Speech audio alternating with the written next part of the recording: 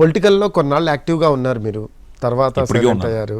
So what you say దీని గురించి? అంటే ఇప్పటికీ పొలిటికల్లో యాక్టివ్గా నాదేమైందంటే నేను 2003-04లో I joined BJP in Karnataka.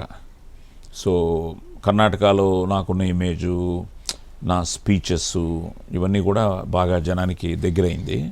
So 2004లోనే contest చేద్దాం అనుకున్నాం. అప్పుడు వెంకయ్యనాయుడు గారి ఆయన పార్టీ ప్రెసిడెంట్గా ఉండేవారు, అద్వానీ గారు, వాజ్పేయి గారు. సో 2004లో నేను కర్ణాటక మొత్తం ఉదయ్ యాత్ర అని మాకు అనంత్ కుమార్ గారు ఉండేవారు, యడియూరప్ప గారు. సో వీళ్ళందరితో పాటు నేను పార్టీలో జాయిన్ అవ్వడం, అక్కడి నుంచి ఉదయ్ యాత్రలో మ్యాక్సిమం 224 కాన్స్టిట్యుయెన్సీలు ఉంటే దగ్గర దగ్గర నేను 150 పైన నేను క్యాంపెయినర్గా తిరగడం. అండ్ మేము కూడా అప్పుడు గవర్నమెంట్ ఫామ్ చేసాం, అప్పుడు కోయిలేషన్ గవర్నమెంట్. అదే టైంలో అక్కడ ఢిల్లీలో వాజ్పేయి గారు ఓడిపోవడం ఏమైనా జరిగాయి. సో ఆ తర్వాత 2008లో కంటెస్ట్ చేశాను ఫ్రమ్ కర్ణాటక. చేసి చాలా బాగేపల్లి మా అమ్మగారు ఊరు. నేను ముందు వెనక ఏం ఆలోచించలే. అమ్మ చనిపోయిన తర్వాత అమ్మ డైరీ చదివి అందులో బాగేపల్లి ప్రస్తావన కూడా ఉంటే, సో అందరూ అన్నారు, ఎందుకు నువ్వు అర్బన్లో నిల్చోవచ్చు కదా, రూరల్లో ఎందుకు అని.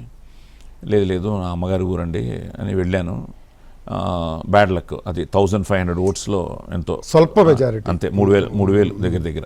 ఆ తర్వాత అప్పుడు నేను క్యాంపెయిన్ చేసిన ప్రతి చోట మిగతా వాళ్ళందరూ గెలిచారు, నేను గెలవలేకపోయాను. ఆ తర్వాత 2013లో కొన్ని కారణాల వల్ల పార్టీలో ఉన్నాను కానీ కంటెస్ట్ చేయలేదు. పార్టీకి ప్రచారం చేశాను. ముఖ్యంగా only I was more focused in campaign. కర్ణాటకలో ఎక్కువ ఫోకస్ అయ్యాను.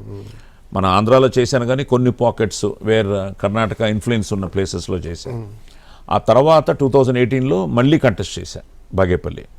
కానీ నా తప్పులు కూడా ఉన్నాయి. కాన్స్టిట్యుయెన్సీతో ఎక్కువ ర్యాపో లేకపోవడం, ఎక్కువ నేను వెళ్ళకపోవడం. సో కొంచెం వచ్చాడు సినిమా వాడు, ఏదో ట్రై చేశాడు, ఓడిపోయాడు, వెళ్ళిపోయాడు, కానీ మనల్ని పట్టించుకోలేదనే వాళ్ళు ఉన్నారు. సో ఎమ్మెల్యే అనేటప్పటికి కొంచెం మంచికి చెడుకి అన్నిటికీ మనం అక్కడ స్పాట్లో కాన్స్టిట్యుయెన్సీలో కనిపించాలి. అది నా తప్పులు కూడా ఉన్నాయి. అయినా సరే ప్రయత్నించాము, పార్టీ నిలబడమంది కాబట్టి. కానీ ఈసారి మరి బ్యాడ్గానే ఓడిపోయాను మొన్న ఎలక్షన్లో.